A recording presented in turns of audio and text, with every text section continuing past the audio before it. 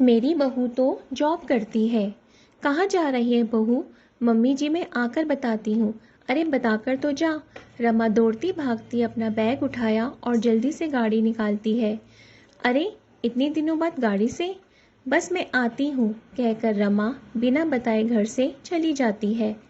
रमा के घर में रमा, उसके सास, ससुर और पति अमित रहते हैं, जो अक्सर ही अपने काम से घर के बाहर रहते हैं। रमा की एक नंद है जो कि बड़ी है और उसकी शादी हो चुकी है। रमा की शादी को 2 साल हो गए हैं। रमा अपने परिवार के साथ बहुत खुश है।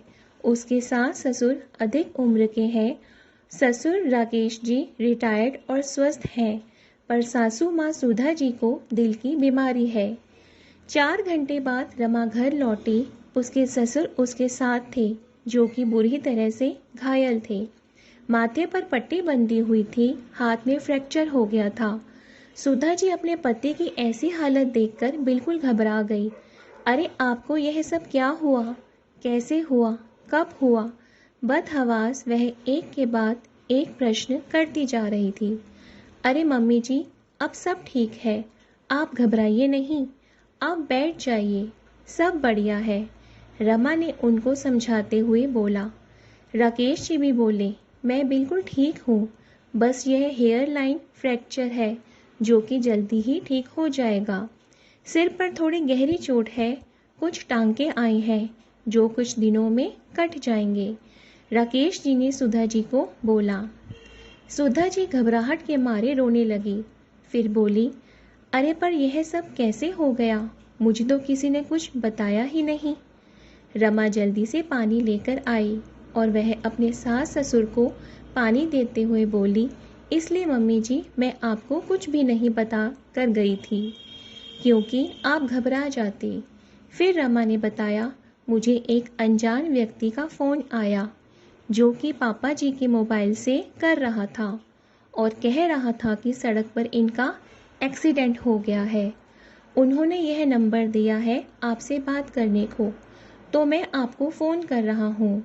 मम्मी जी, इसलिए बिना बताए आपको मैं चली गई। यदि मैं आपको बताती तो आप घबराती रहती।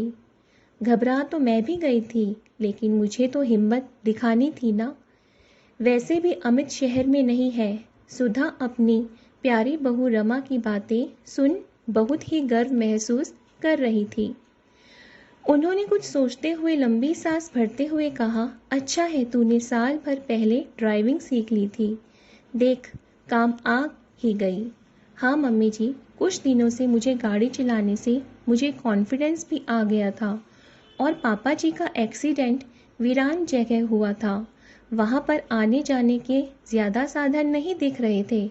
और हाँ, अपनी गाड़ी से मैं सही समय पर पहुँच गई। डॉक्टर ने बोला, आप इनको और थोड़ा देर में लाती तो काफ़ी ब्लीडिंग हो जाती। फिर इनको कोमा में जाने का डर था। सर पर गहरा घाव है, पर चिंता की कोई बात नहीं है। डॉक्टर ने सीटी स्कैन करके बता दिया है, सब सही है। रमा ने हंस के समझाते हुए अपनी सासू माँ को बताया। सुधा जी भी रमा को देखकर खुशी से मुस्कुराने लगी। आज उनकी बहू ने इतनी समझदारी से एक बेटे जैसा काम किया। राकेश जी को देखने 2 दिन बाद पड़ोस के वर्मा जी आए। उनकी बहू बैंक में जॉब करती थी। उनको अपनी बहू के इस बात पर बड़ा गर्व था कि मेरे बेटा बहू दोनों ही कमाते हैं, और वह बातों बातों में अपनी बहू की कमाने की तारीफ करते ही रहते और कहीं ना कहीं रमा को नीचा दिखाने की कोशिश करते रहते। अमित की बिल्कुल भी इच्छा नहीं थी कि रमा नौकरी करे, पढ़ी लिखी तो थी ही, पर अमित कहता था तुम घर में ही रहो, नौकरी करने के लिए मैं काफ़ी हूँ। तुम मेरे माँ बाप और अपना ध्यान रखो, खुश रहो और ज़िंदगी का मज़ा लो, मेरे लिए यही काफ़ी है। रमा को भी नौकरी करने की कोई खास इच्छा नहीं थी। उसे अपनी सीधी सरल ज़िंदगी पसंद थी, इसलिए उसने भी नौकरी करने की कोई भी जिद नहीं की। वह अपने सास ससुर के साथ मज़े से घर में आराम से रहती थी। उस दिन भी वर्मा जी अपनी बहू की तारीफ कर रहे थे। उनकी बातों से अब रमा थोड़ी हर्ट होती थी। यह बात सुधा जी को भी महसूस होने लगी थी। इसलिए सुधा जी बातों ही बातों में उस दिन वर्मा जी को बोली कि मेरी बहू नौकरी नहीं करती है तो क्या हुआ, वैसे तो बहुत ही सुशील, संस्कारी तथा होशियार है। समय के साथ सही निर्णय लेकर हम लोगों का पूरा ध्यान रखती है। आज राकेश जी हम लोगों के सामने है तो सिर्फ रमा की वजह से है।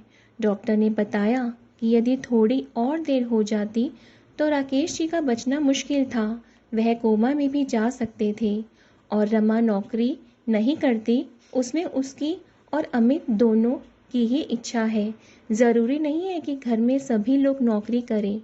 राजेश जी की इतनी अच्छी पेंशन आती है, साथ ही मेरा बेटा भी इतनी अच्छी नौकरी में है, गांव में हमारी इतनी प्रॉपर्टी भी है, तो हमें नहीं लगता कि रमा को नौकरी करनी ज़रूरी है।